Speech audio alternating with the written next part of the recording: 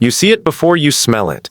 A thin orange line crawling across dry grass in the distance, moving faster than you'd expect, climbing a dead tree until the whole thing is glowing against the darkening sky. You've seen fire before. Everyone has.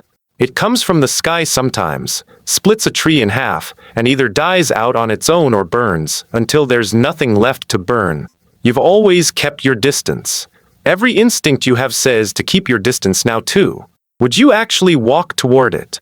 Most people assume ancient humans simply figured out how to strike two rocks together one day and called it fire-making. That assumption isn't quite right, and the real sequence of events took far longer and started in a stranger place than almost anyone expects.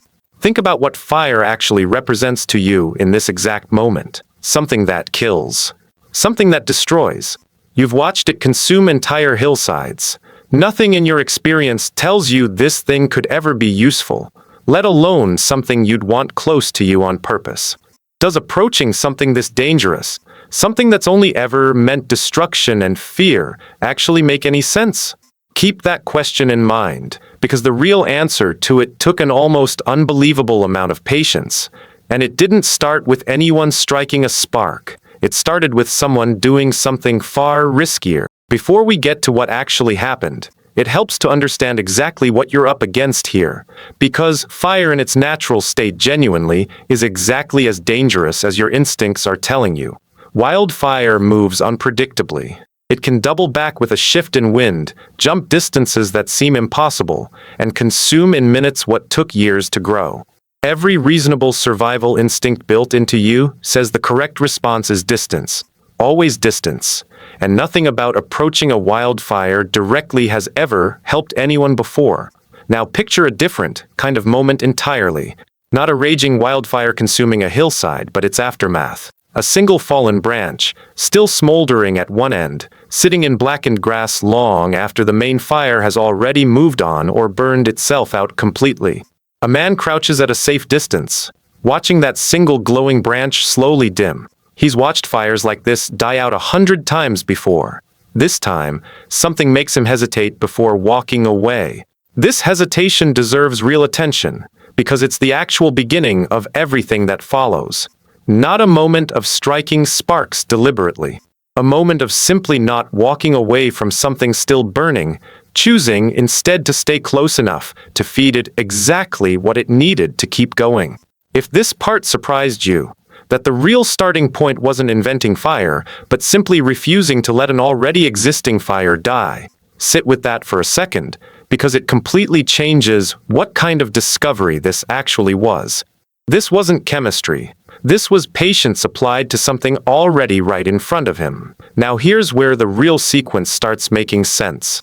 Keeping a fire alive, feeding it small amounts of dry material, watching it carefully enough to know exactly when it needed more fuel, was an entirely different skill from creating fire from nothing.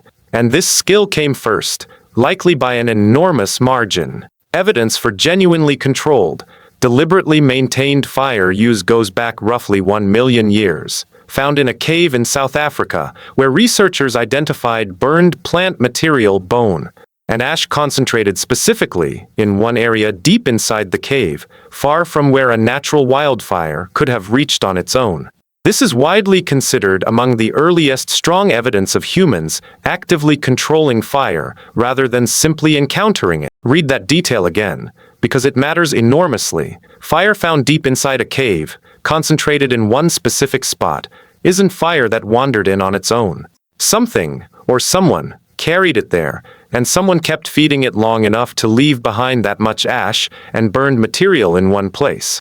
A man carries a smoldering branch carefully into a cave entrance, shielding the glowing end from wind with his own body, moving slowly enough not to snuff it out before he reaches the spot he's chosen deep inside, away from rain and away from anything that could accidentally set the wrong thing ablaze.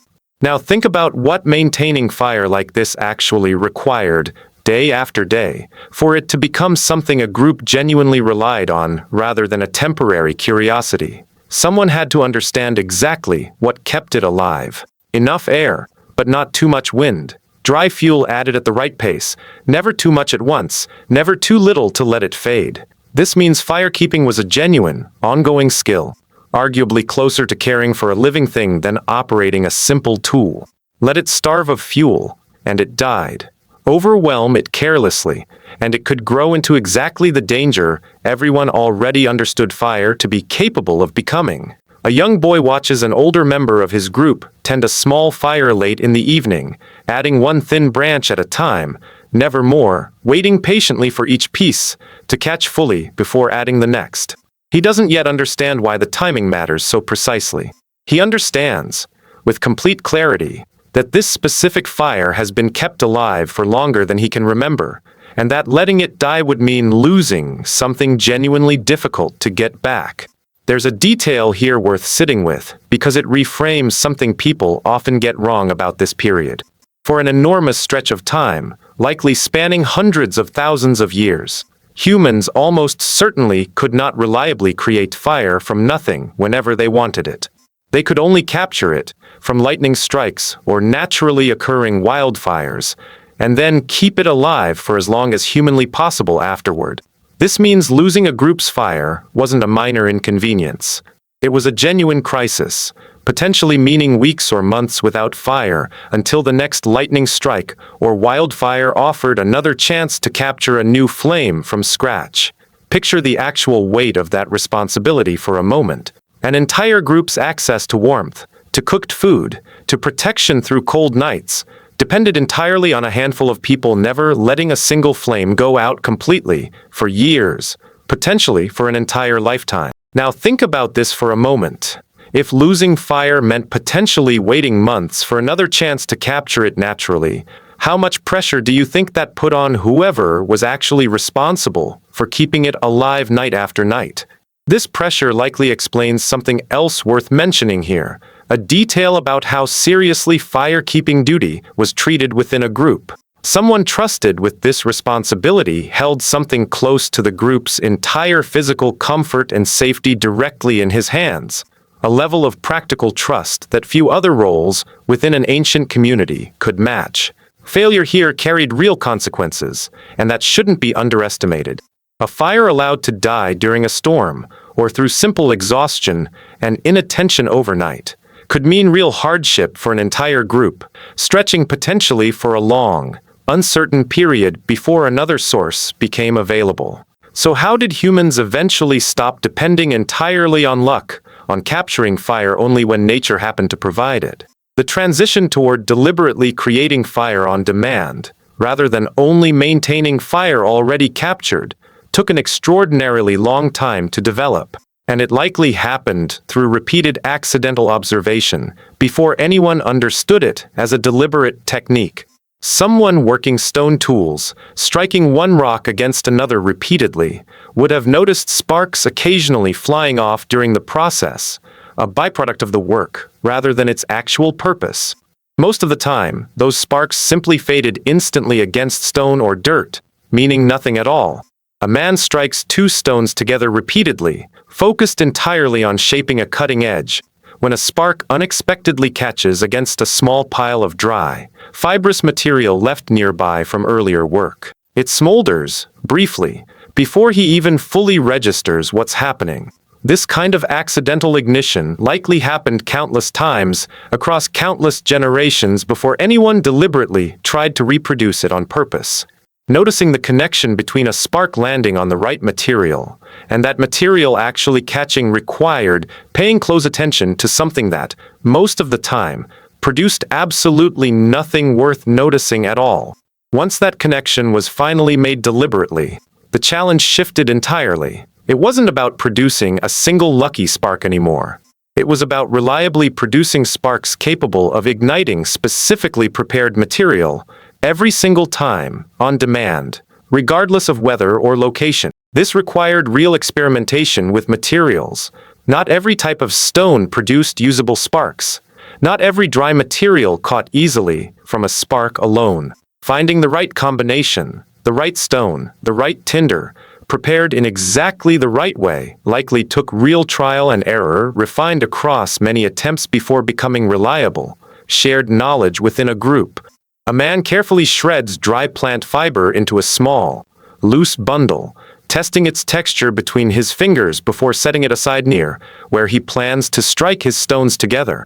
This preparation isn't guesswork anymore. It's a repeated, deliberate process, refined through past attempts that clearly worked better than others.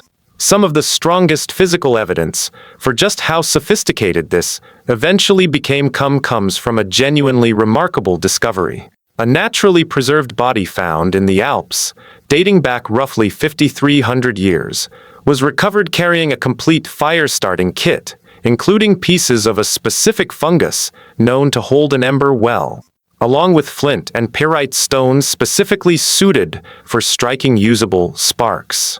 This detail matters enormously because it shows fire making by this point wasn't primitive trial and error happening in the moment. It was an established, portable technology, carried deliberately, using specifically selected materials known in advance to work reliably. Now think about the distance between that single accidental spark landing on dry fiber and a complete, purpose-built kit carried specifically for creating fire wherever it was needed. That distance likely represents an enormous span of accumulated, tested knowledge, refined and passed down across more generations than anyone could ever count. Weather and region likely shaped exactly which fire-starting methods different groups eventually settled on. Communities with reliable access to pyrite and the right fungus developed one approach. Groups without those specific materials almost certainly developed entirely different friction-based or percussion-based methods suited to whatever their own environment actually offered them. This means there likely wasn't a single moment when fire-making was invented and then spread everywhere identically. Different groups, facing the same fundamental problem with different available materials, likely arrived at genuinely different solutions independently, refined separately across countless generations, in complete isolation from each other. Skill in fire-making eventually became its own recognized expertise within a community, distinct from simply tending an existing flame. Someone who could reliably produce fire from nothing, in difficult conditions, using nothing but stone and prepared tinder, held real, practical value that went far beyond convenience. A respected member of a traveling group demonstrates the process to several younger men watching closely, striking his stones with practiced, confident motion, coaxing a small ember into a full flame within the tinder bundle in his hands. He's done this hundreds of times before. His confidence shows in every deliberate movement.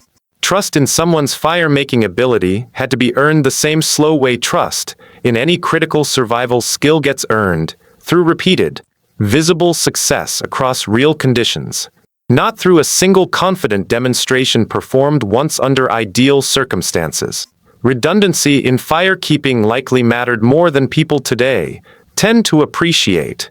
A group relying entirely on a single maintained flame faced genuine vulnerability if that specific fire was ever lost through storm, accident, or simple exhaustion of whoever was responsible for it. Groups that maintained more than one fire simultaneously, even if it meant more constant work gathering fuel, effectively spread that risk across more than one point of potential failure. Picture two separate small fires kept burning within the same camp, tended by different people, deliberately kept apart enough that a single disaster couldn't threaten both at once. This wasn't formal disaster planning in any modern sense. It was practical insurance, built quietly into how a group protected something this valuable. Disputes over fire access likely arose with real frequency too, adding genuine human complexity to what could otherwise sound like a purely practical story. A maintained flame represented enormous value to any group without one of their own, and questions about who was allowed to share warmth, cooked food, or a borrowed ember to start a new fire elsewhere carried real social weight. A traveler arrives at an unfamiliar camp carrying nothing but an empty need, asking for a single glowing ember to carry back and start his own group's fire elsewhere. Whether that request gets honored, and on what terms, likely said something real about the relationship between these two groups, extending far beyond the simple physical exchange of a burning coal. There's a detail about children and fire worth mentioning here too, because this kind of knowledge couldn't simply wait until adulthood to begin. Children growing up around a maintained fire would have absorbed its rhythm early, watching fuel added at careful intervals, watching the difference between a fire tended well and one left to struggle, long before anyone expected them to understand any of the reasoning behind it. This slow, repeated exposure across childhood likely mattered enormously for how fire-keeping survived as a skill across generations at all.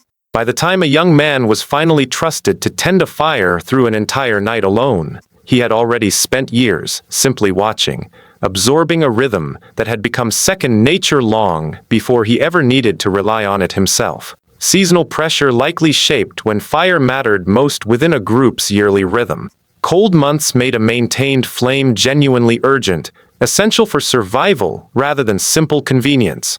Warmer months, while still valuable for cooking and protection, likely carried less immediate life or death pressure, meaning the intensity of fire-keeping vigilance almost certainly wasn't constant year-round. This means the psychological weight carried by whoever maintained a group's fire likely shifted with the seasons themselves, heaviest precisely when losing that flame would have meant the most immediate danger. Lighter during periods when nature itself offered more forgiving conditions if something briefly went wrong. There's a detail about how fire-making knowledge likely spread between separate groups worth mentioning too, because good techniques rarely stayed isolated forever. Trade contact and simple proximity between different communities created genuine opportunity for one group's method to reach another, whether through direct demonstration or simply through observing a visiting stranger's confident, practiced motions. A member of one group watches a visitor from elsewhere produce fire using an unfamiliar technique, a different stone, a different way of preparing tinder, and recognizes immediately that this method might work better than his own group's approach. Adopting it, refining it further, and eventually teaching it to his own community likely happened exactly this way, repeated countless times across countless separate encounters throughout ancient history. This means fire-making technology almost certainly didn't develop as a single, isolated invention spreading outward from one location. It likely developed independently in multiple places, refined separately, and then cross-pollinated further wherever different groups happened to make contact with each other. Consider what this specific detail changes about how we should think about this entire discovery. Rather than one brilliant moment of insight belonging to a single person, the true story looks far more like countless separate moments of patient observation, repeated failure, occasional accidental success, and slow refinement, happening independently across an enormous span of time and geography. Whoever first deliberately struck stone against stone specifically hoping to produce fire, rather than simply noticing a stray spark by accident, left absolutely no record of who he actually was.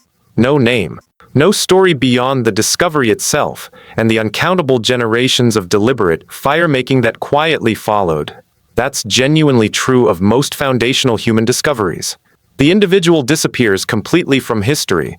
What remains is only the practice itself, refined, carried forward, and eventually turned into portable, reliable technology carried specifically because someone, somewhere, finally understood exactly how to reproduce it. There's a detail about the sound and smell of fire worth mentioning too, separate from its purely practical function.